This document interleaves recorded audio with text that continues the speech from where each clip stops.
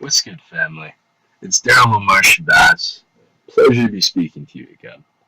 After a lot of reconciliation due to speaking with my father and reevaluating my life, I have to truly and honestly apologize for making a certain video, Varsity Vagabond. It's not that this video didn't elicit truths that I thought were critical, but that have added to the massive negativity plague that our world currently suffers from. What prompted this was my father asking me a very simple question. How do you sustain yourself? While most individuals have jobs or much more prospering brick-and-mortar businesses than my online one, he was shocked that I was alive, well, healthy, and joyful, unlike many people who have 100 times or even more of my income. I basically took this as an OG pulling me aside to ask, Yo, Youngblood, what are you doing differently? I didn't have an immediate answer. I was being so defensive about my vision, my business, my creations, and my job history that I told him I was managing just fine and brushed it off. This is when I realized the major issue in Varsity Vagabond, as well as everyone else attempting to sell a sob story. There's a great danger in trying to make your life seem bad, seem worse than it is, or seeking pity. You just might exactly manifest what you were talking about, and it neglects any sense of gratitude for the journey that you've had.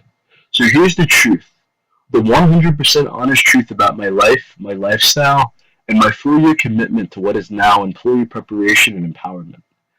Alright, so it's truth time. Here it goes. My life is awesome. My life is awesome. It has been an adventure. It simply isn't something that the average person can ever appreciate because they're so addicted to comfort, and I could care less about comfort or predictability.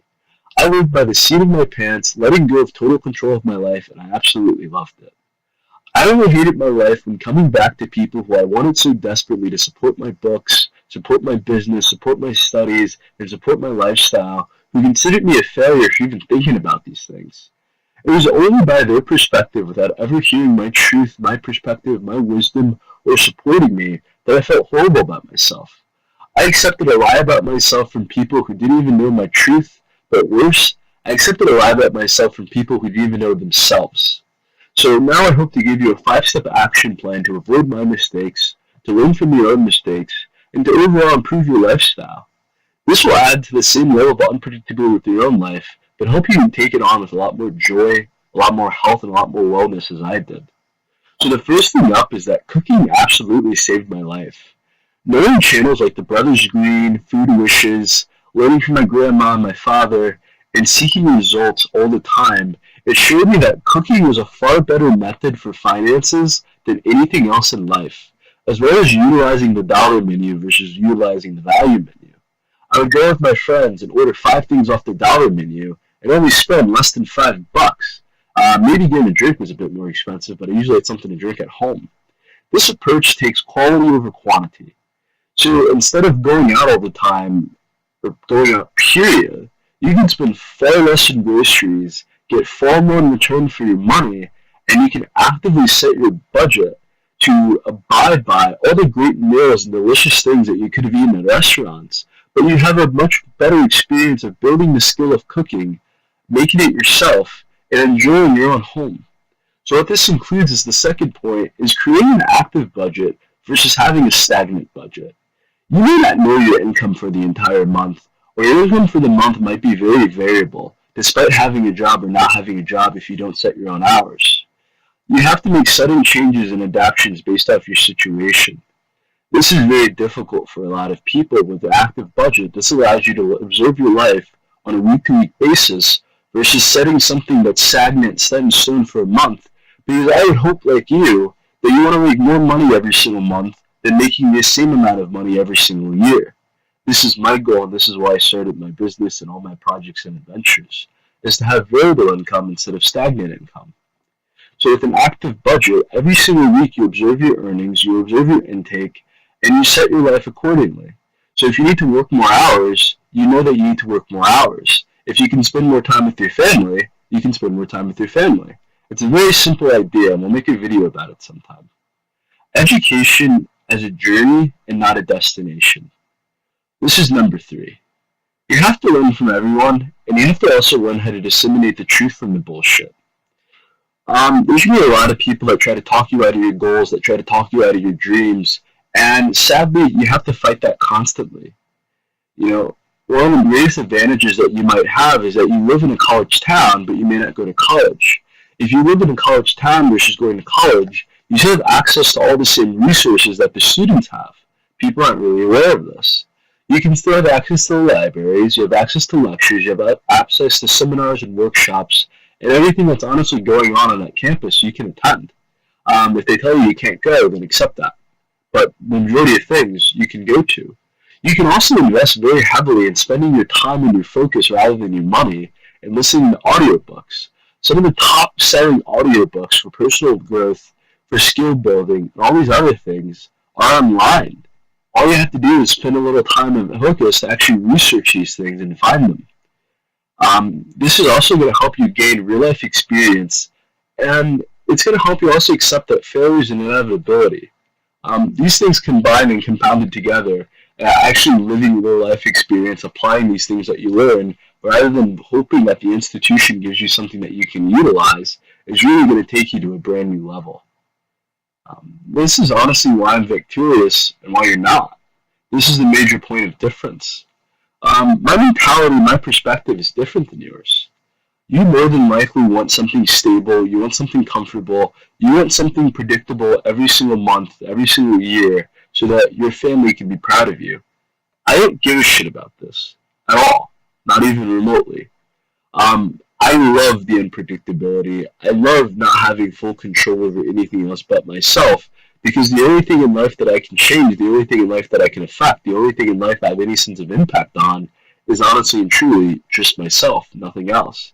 A lot of people cannot accept this.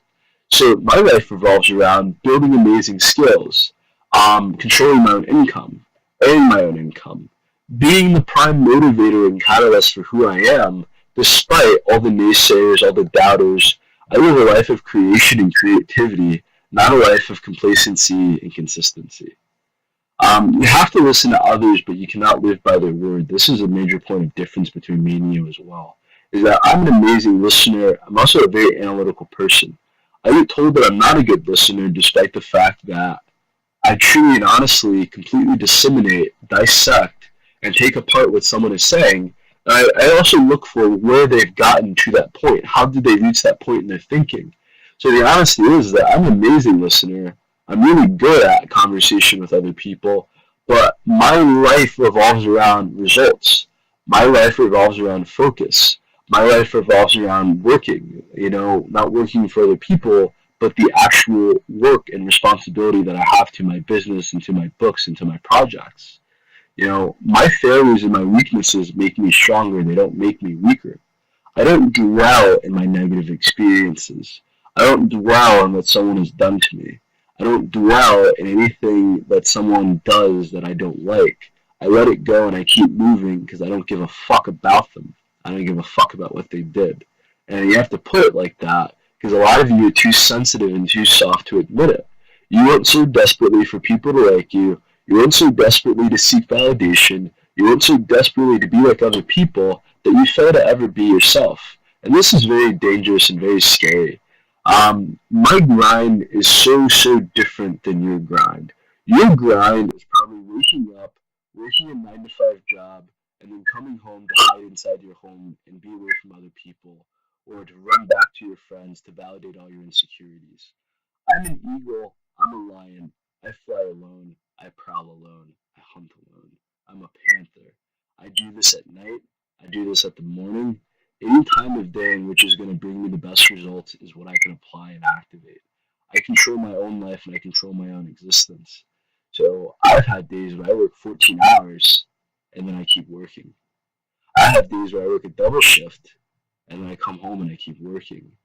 I have days and nights in which I don't go to bed until 7 o'clock in the morning, 10 o'clock in the morning, 11 o'clock in the morning, and you're just waking up.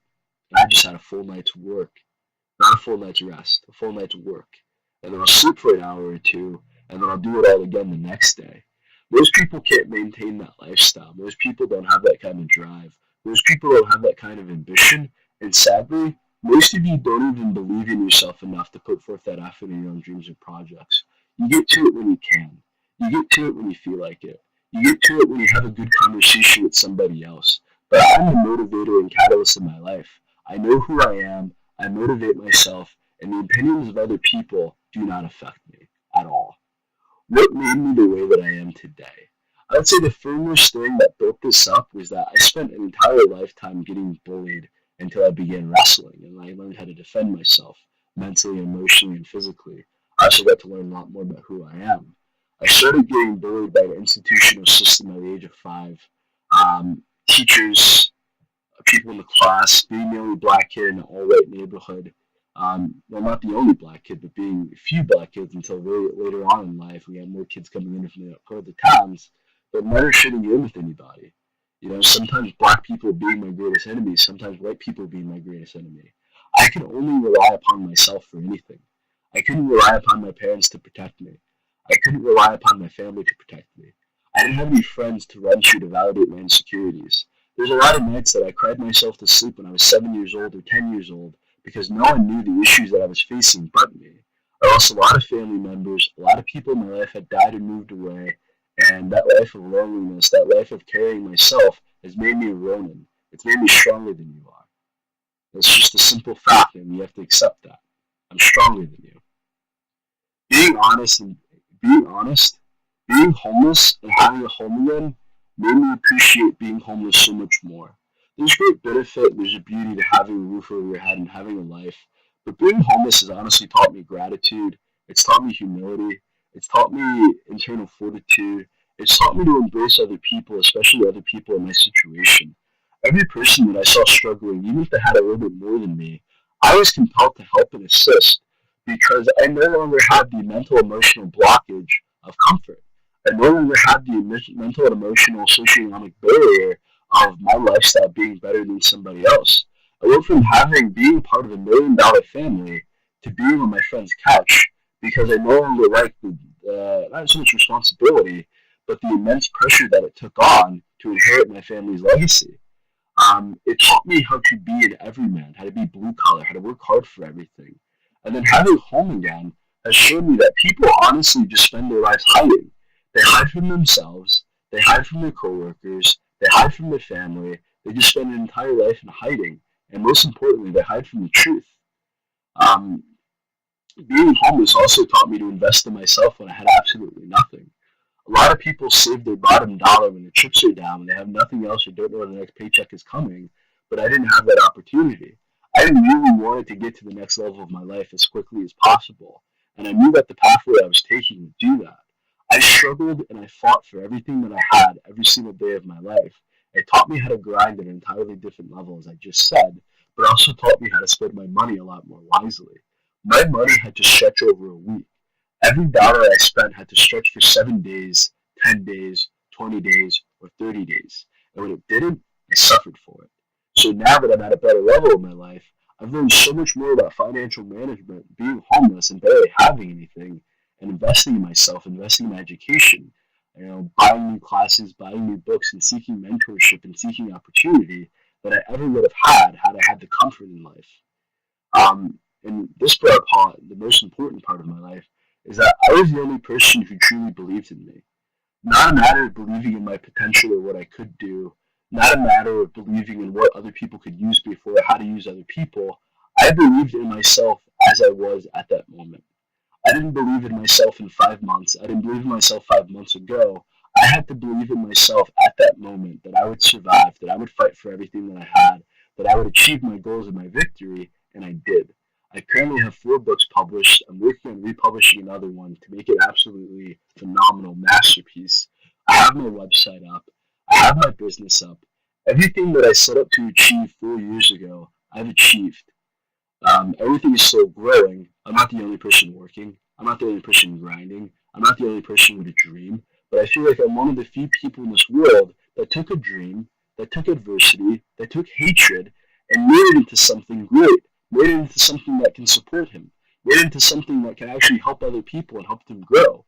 My goals are noble. My dreams are noble. Everything that I do is pure and innocent. And other people cannot accept that because their lifestyles revolve around ego, selfishness, hatred, bitterness, and the same negativity that I hope to fight with this video.